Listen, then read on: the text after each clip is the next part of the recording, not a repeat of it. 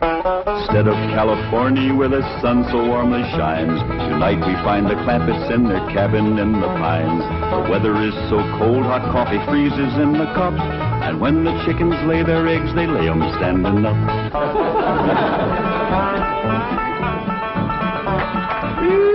Doggy's gonna be a cold one tonight. Somebody better get ready to pry that sun up in the morning to get it started. Yeah, sure we'll be glad to get back to that nice warm mansion in Beverly Hills. It ain't no fun sleeping on this cold, hard floor. That's a fact. You think that's bad? You ought to try sharing a room with that wild daughter of yours. Well, leastways you got a bed. That ain't a bed. That's a nest, a roost, and a den and a hutch all in one. Is them animal friends of Ellie's still coming in at night, Granny? Everything that can get through the window. Why don't you shut the window? Because I can't sleep without fresh air. Especially with that third party in bed with us. What third party? Ellie, can you come out here and bring your friend with you? Yeah, Granny. Don't you worry about it, Granny. I'll chuck it out. Whatever it is, you got to get your sleep.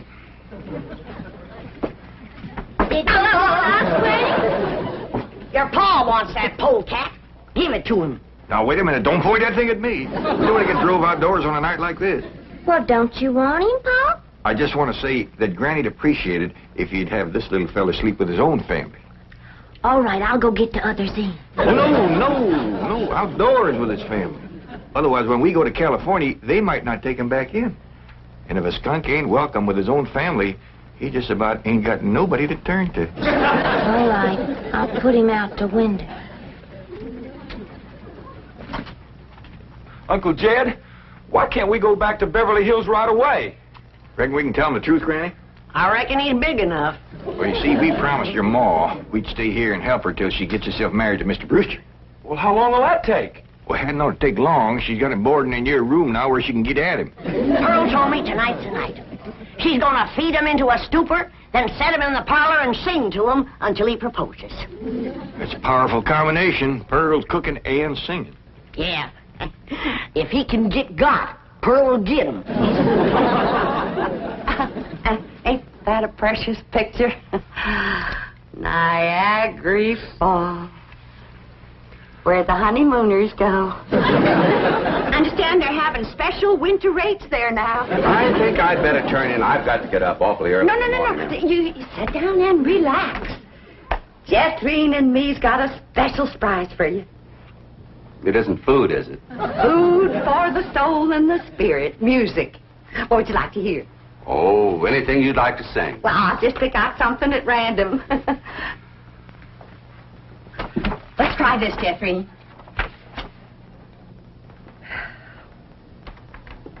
Oh, promise me that someday you and I will take our love together to some sky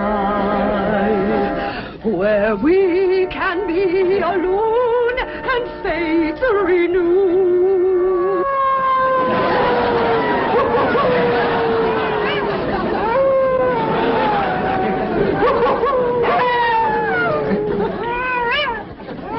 Uncle Jed. Uncle Jed. What's got them wolves so stirred up tonight? Oh, but something sure is setting them off. Hey, Granny, can't sleep a wink. Go to the right, Granny. Go to the left, Granny. Boom.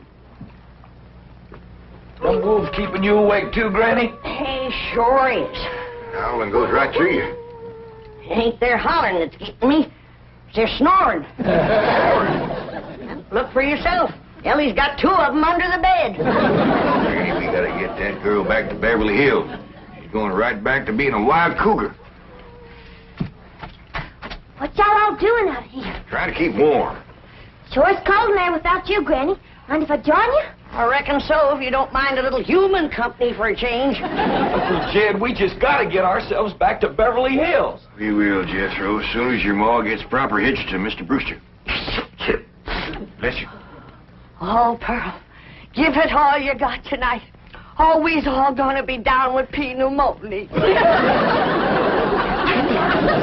Just just a song at twilight when the nights are low and the flickering shadows softly come and go.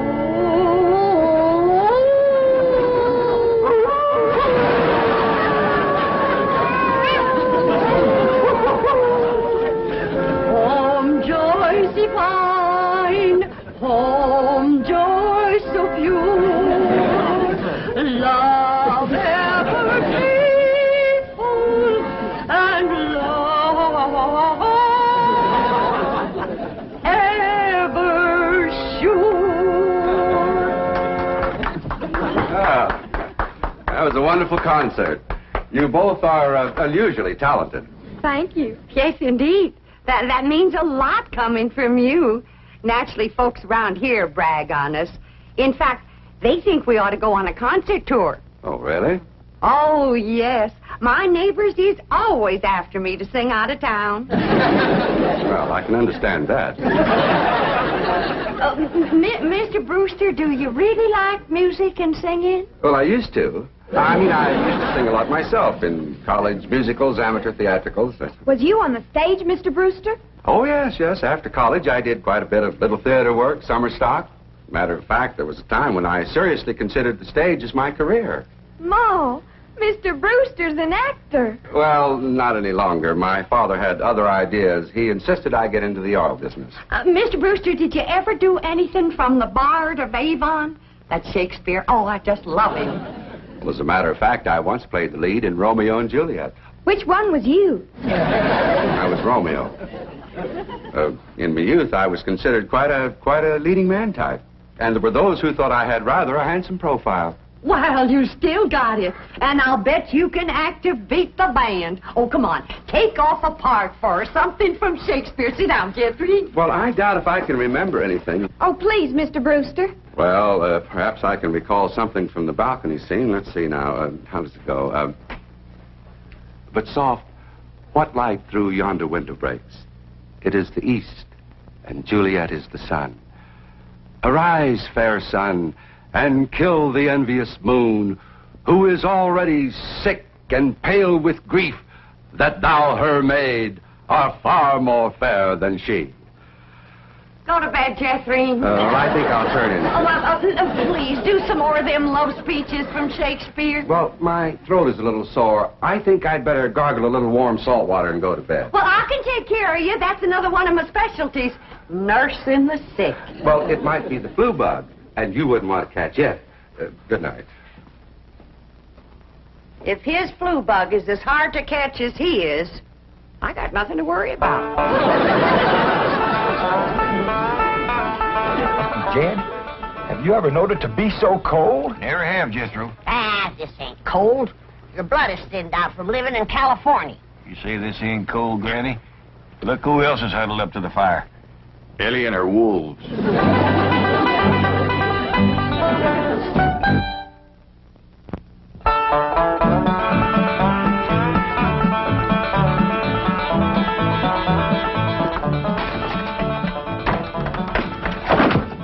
Still cold this morning, Granny. Cold? You call this cold?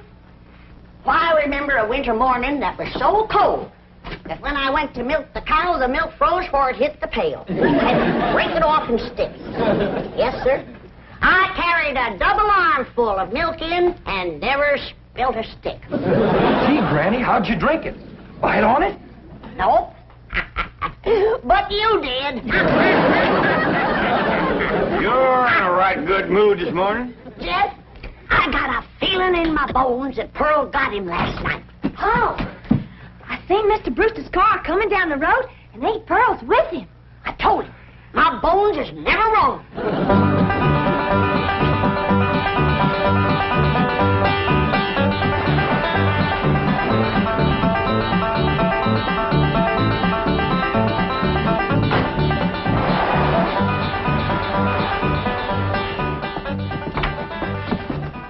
When's the wedding, Pearl? Me there in church? Yeah, let's see your ring, Pearl. You want me to carry Mr. Brewster over the threshold for you, Ma? You don't look too happy. She don't sound too happy neither. Oh, all women folk cry when they're about to get married. I didn't get him. Oh. Did you try your best, Pearl? Oh, Granny, I throwed the book at him. Cooking, sewing, singing.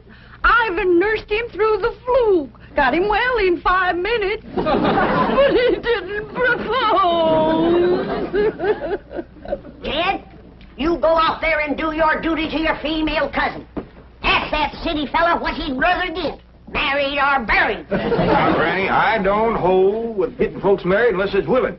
Pearl's got enough willing for both of them. If you going to make a liar out of my bones... Yeah, I'll have a talk with Mr. Brewster. Where'd he go, Pearl? He said he was going to park the car on the warm side of the cabin.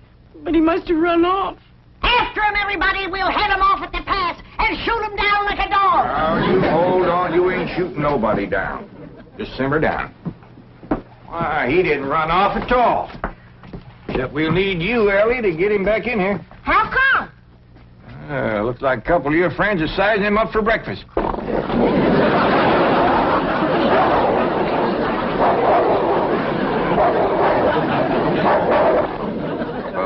in all sincerity, Mr. Clampett, your cousin Pearl is a very remarkable woman. It's just that, well, I don't want to get married. Oh, I understand that, Mr. Brewster, and I thank you for speaking the truth like a man, but my cousin Pearl has got herself a problem. Oh, what's that? Well, ain't no secrets in the hills, and everybody's dog knows that you've been boarding with her over at her place, and they all know she's had her cap set for you. And, oh, I ain't blaming you, Mr. Brewster. Jed? Did he say yes? Can we come out now? Not yet a while, Granny. Well, if you're too chicken to shoot him, Ellie's got her wolves standing by.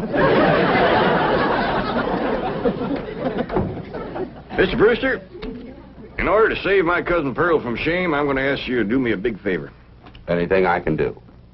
I want you to propose to her in front of somebody. But, And let her turn you down, of course. oh, I see. Of course, yes, that'll save face. Pearl will know that she's supposed to turn me down.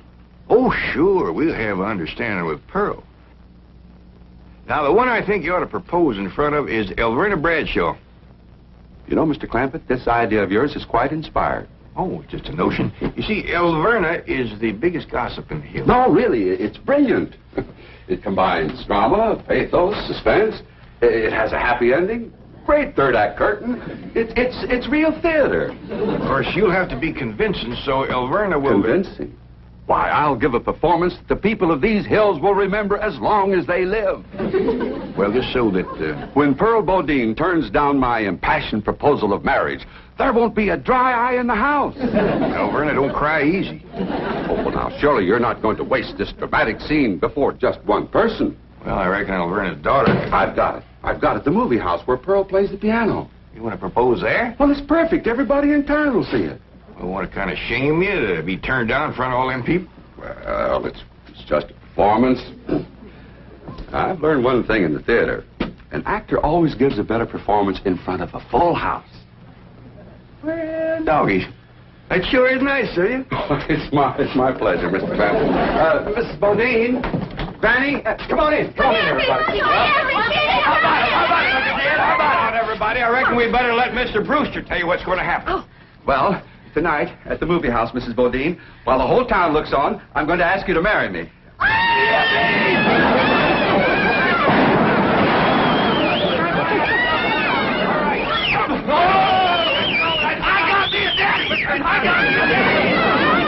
This calls for a whopping big snort. Now, will y'all quieten down, everybody, until you hear the rest of the story. Now, Pearl, when Mr. Brewster asks you to marry him, you're going to say no. Not unless I'm as drunk as you are.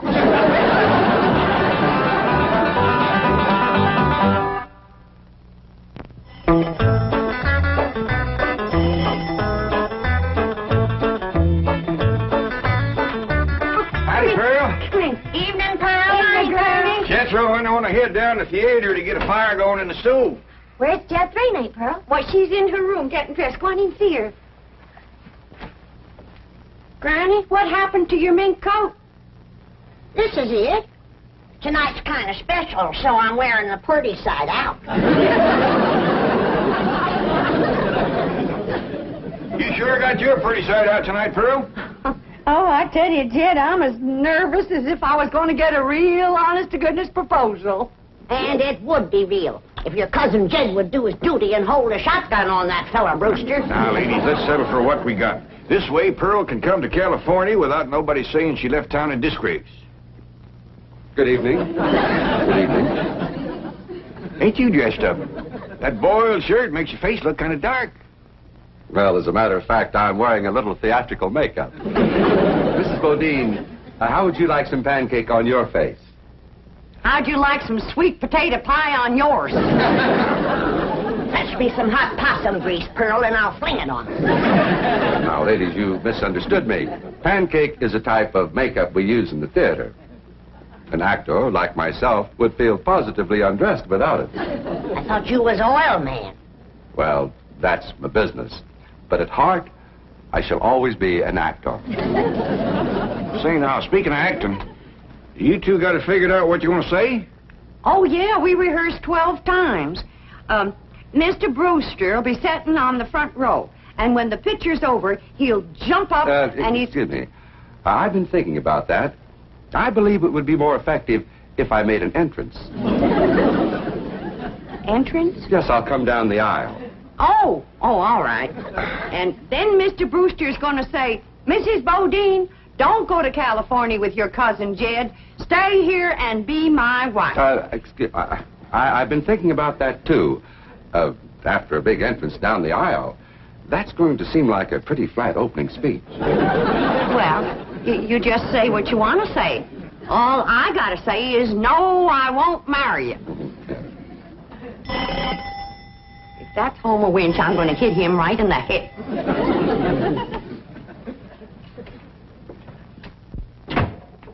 Good evening, Pearl. Berna Bradshaw, what are you doing here? Well, you and me being such close friends, I just thought I'd offer to play Piany for you at the theater tonight. Why? Surely you're not going to show up and have folks whispering behind your back all during the picture. What in the world would they be whispering about? Pearl, I'm your best friend.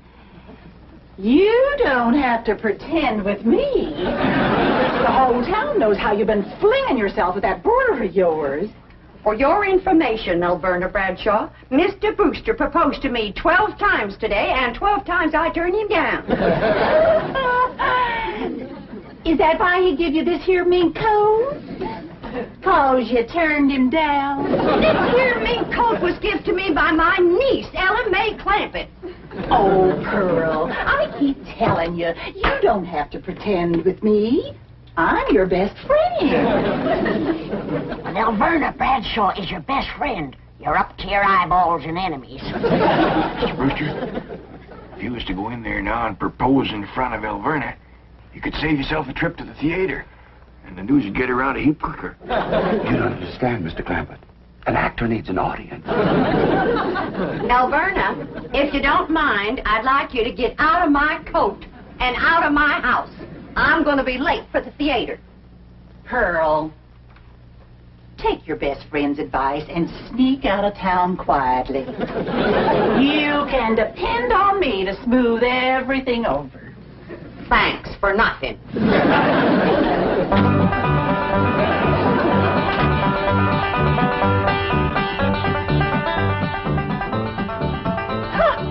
Farewell performance is right. I reckon she'll sneak out of town in a hurry if she ain't already snuck. Mind you, Pearl's my best friend, and I ain't one to talk, but...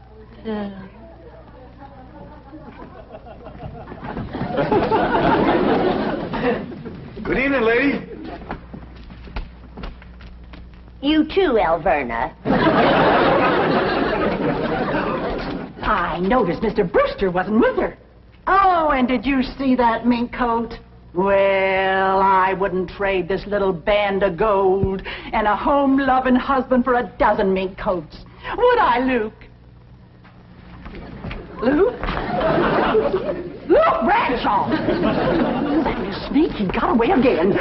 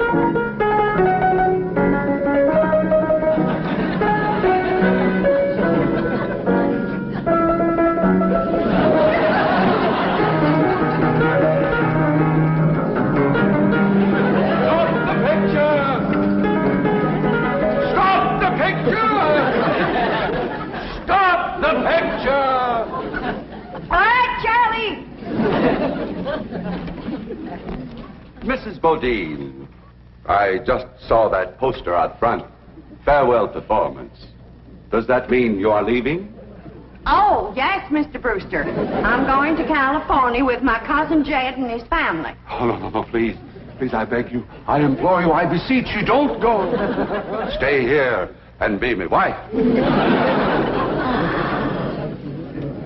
No, thank you, Mr. Brewster. I cannot. I will not accept that answer. Oh, I love you, Pearl Bodine. I love you with all my heart. With all my soul, I love you as no man has ever loved woman before. He's better than Francis X. Bushman. Be mine. Pearl, be mine. Come back here, Mr. Brewster.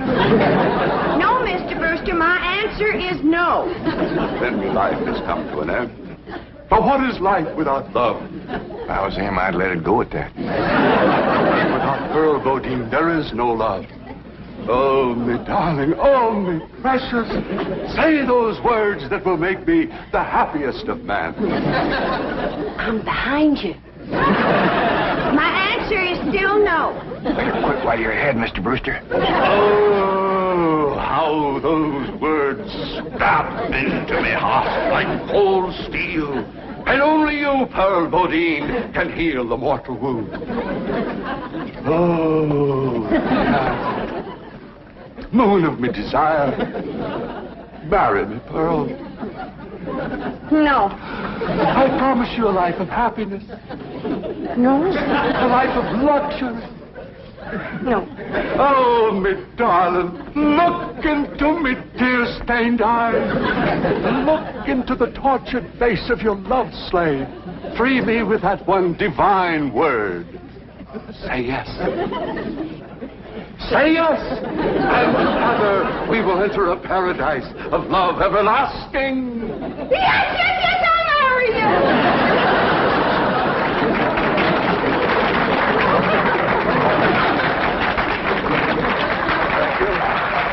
Thank you very much. Did you say yes? Yes. I haven't said yes. I was ready myself.